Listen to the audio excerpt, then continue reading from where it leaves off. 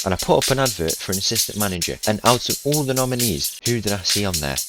Arjen Robben. Oh yeah!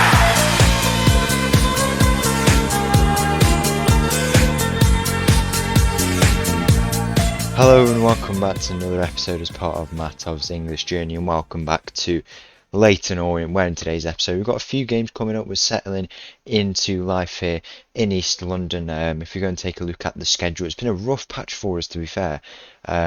Since last episode where we did get these two losses, we haven't actually had, we didn't get a win for a while, but then we did pick up two big wins here, as you can see, and then we nearly came from behind away from home against Huddersfield. Luckily for Huddersfield, we weren't able to, but we gave them a good game, and if we can keep playing like that, the boys don't get too down, especially against a team they're an absolute super team. Some of the players they have in it, really, really good, and if the boys don't get too down against this top of the league team, then I think we should be we should be good for the next few games, and them games include a game against Cambridge at home, and then after that against Rotherham, who sit in fourth place. We have dropped down quite a few places, but I did say this previously that this league is so tight.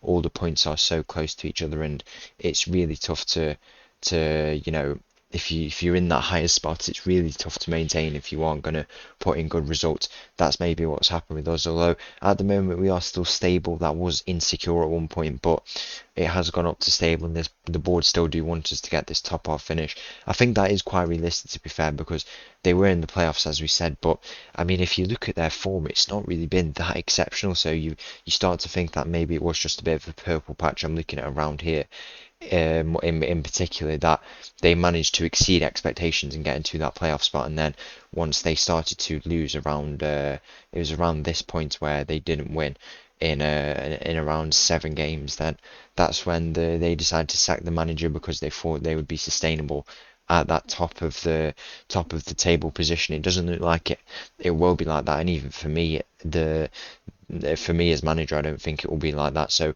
I think this top half vision for once, what the board have set out, is realistic for us. We're not going to aim much higher than that, I don't think, with this remaining part of the season, the final 11 games.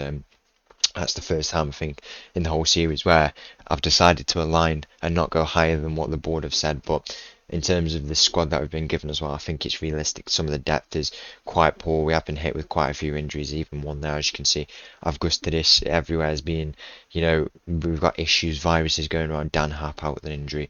Our other centre-back, Hoyle, out with an injury. So we have to play our new lone player, who we have brought in, the left back who we needed. We brought in Bryant Akongo Bilongo. He is in from Bolton on loan, and he's just a utility player, nothing special out of him, but he gives us what we want, and he can play at centre back and also at wing back, where I did say we desperately needed one. But the depth is tough. We can't adapt to this strategy very fast, as you can see. It has been tough, but I would like to at least hold on to the job until the end of the season, record this top half finish, go into the summer, and then build from there. And then next season we can start to raise the question if we can go and push on for this playoff position, which is what I assume the board would want. So a top half finish. They won't want that for 5 whole seasons. They'll want the playoff push eventually, and so do we. So that's the vision for the rest of the season.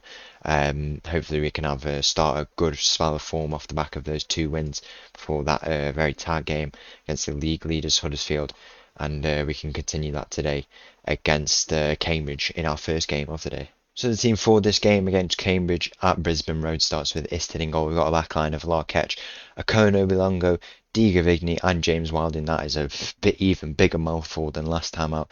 We've got Sanders, Galbraith and Dudziak in midfield. We've changed it a little bit, brought into a midfield triangle and defensive midfielders, because we were struggling with conceding a lot of goals in that bad spell that we had.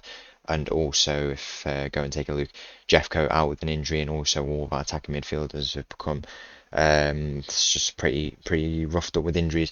In attack, we've got Graham on the left, Tanger on the right, and Omar Cherry up top. Kick-off here in this game against Cambridge. Sanders stands over this free kick.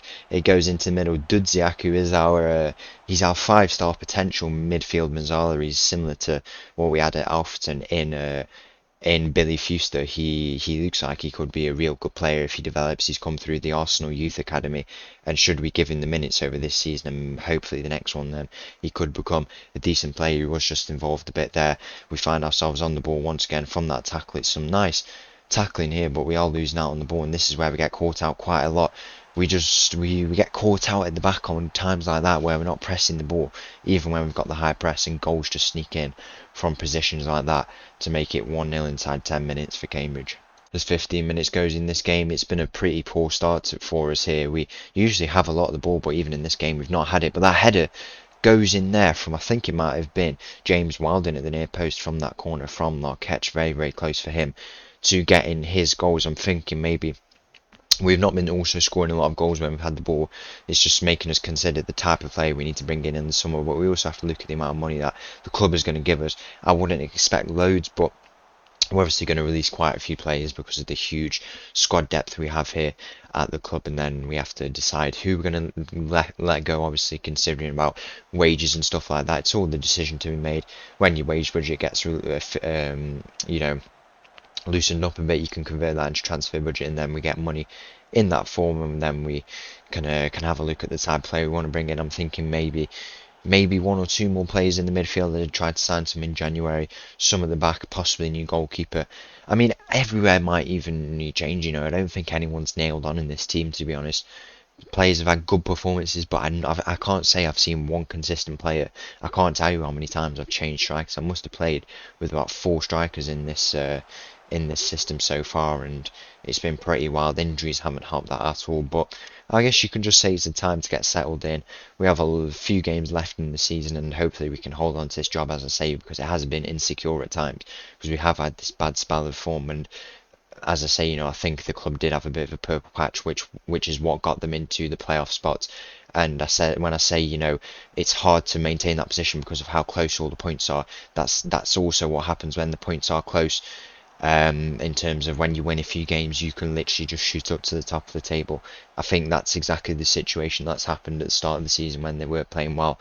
And now maybe when I'm not getting the best results possible, when you drop a few points, you drop so far down because it's so close. That's the situation that's on. But if we can make it a much more sustainable charge into the playoffs, that's what would be really, really good for us, as Omacheri gets our first goal of this game to tie it up. He has been playing in quite a few positions for us. I think he's the most nailed on striker for us at the moment. He is natural at striker, but he did play winger before I came here, I'm pretty sure. So he had been injured as well when I came. So yeah, that is something to consider. Maybe he is the most nailed on striker, although all the strikers I've played have been scoring. It's just which one can be the most consistent. It looks like Promise Omacheri might be the one who can do that in this game. We have been looking a lot better, actually. We've not had a lot of the ball, but we have been making the chances. We are going to make the change now. We'll bring on Sammy Robinson at the back for I'm going to bring Larketch off and then swap James Wilding and Robinson there, and then in striker I think I'll wait for now. It looks like Omacheri is playing quite well.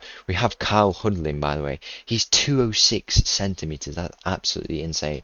He can play at striker for us if we need to call him on. His jumping reach is at 20. Pretty insane, to be honest. But we have 30 minutes left in this game to try and find a winner. 15 minutes left in this game. We've gone on the attacking mentality. We have brought on Hudlin, who is actually the tallest outfield player in England, I think, which is pretty insane at 6 feet 8 or 9 or something like that. He is absolutely massive, and if he can get us a goal in this game, that would be nice. Doesn't look like it'll come dropping points once again, but it looks like we'll be floating around this mid-table position for the rest of the season. Maybe not the top half finish that the board wanted, but we will just have to see. As I say, fluctuates so much, and that can change at any given moment. When we go on a good run of form, hopefully that restarts the how we were before that Huddersfield loss, and then going into the next few games we can start to play much better. But we'll have a tough game now at home against Rotherham. Let's go and see what we can do. And one quick thing I'd like to show you before we go into this game against Rotherham. When we came here, we actually didn't bring an assistant manager, in the previous one did leave us, and I put up an advert for an assistant manager. And out of all the nominees, who did I see on there? Arjen Robben. Like, that is the most football manager thing I have ever seen. On to this game against Rotherham. So the team for this game against Rotherham at the business end of the season, the boys getting tired just like in the National League, but not as tired, I would say that. We do have the attacking substitutes to bring on as well, in of Gustidis and Jeffco, who have not trained, but they are with us. In this squad, it starts with Iston in goal, backline of Larketch, Akono, Bilongo, Divigny, and James Wilding. Sanders, Galbraith, Duzdiak. In midfield, we've got Graham, Tanga, and Omocheri leading the line.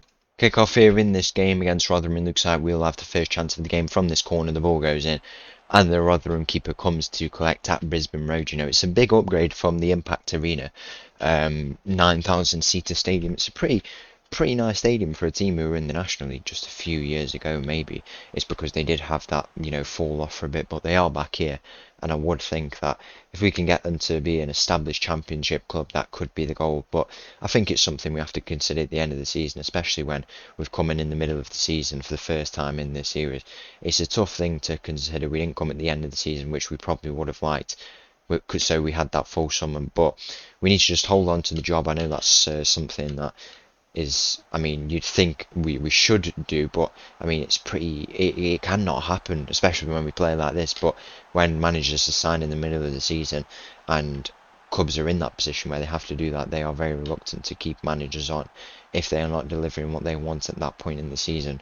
For the reason why they sacked the previous manager, and we could fall exactly into that trap, and we need to start putting in better performances at the business end of this season if we do want to go on and keep the job here in Leyton Orient. And this goal from Rotherham, the 4th place team, they've actually climbed up to 2nd place now, doesn't help our efforts at all to make it 1-0. 5 minutes left in this first half. It's been all Rotherham, to be honest.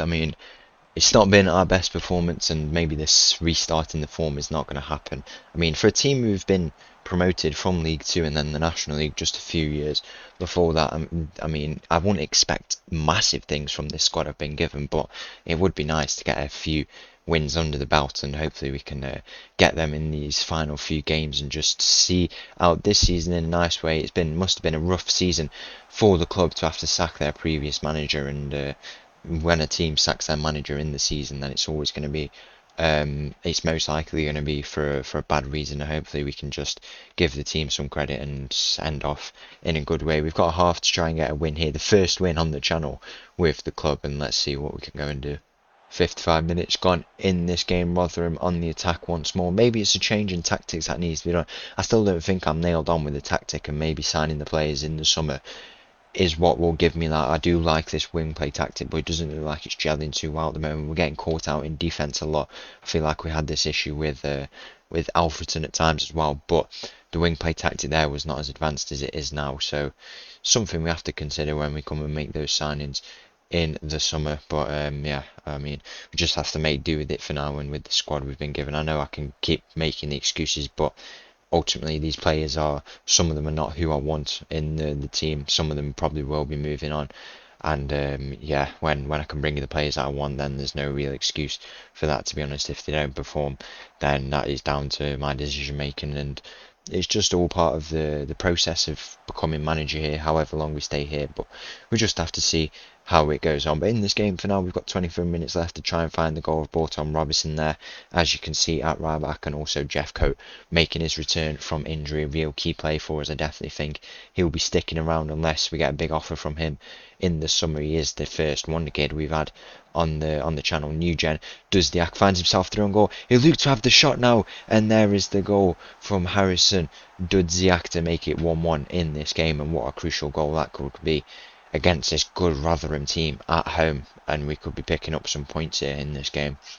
20 minutes left here, the ball goes in, Tanga at the back post, the header from Tanga, and it's forced a huge save from the Rotherham goalkeeper. So close to getting a winning goal, you'd think, unless we concede. So many times we have on this channel conceded late goals. Hopefully not in this game. If we do get the winning ball, the ball goes in from Larketch, doesn't reach a man in the middle, and it'll fall out to Sanders now in the midfield.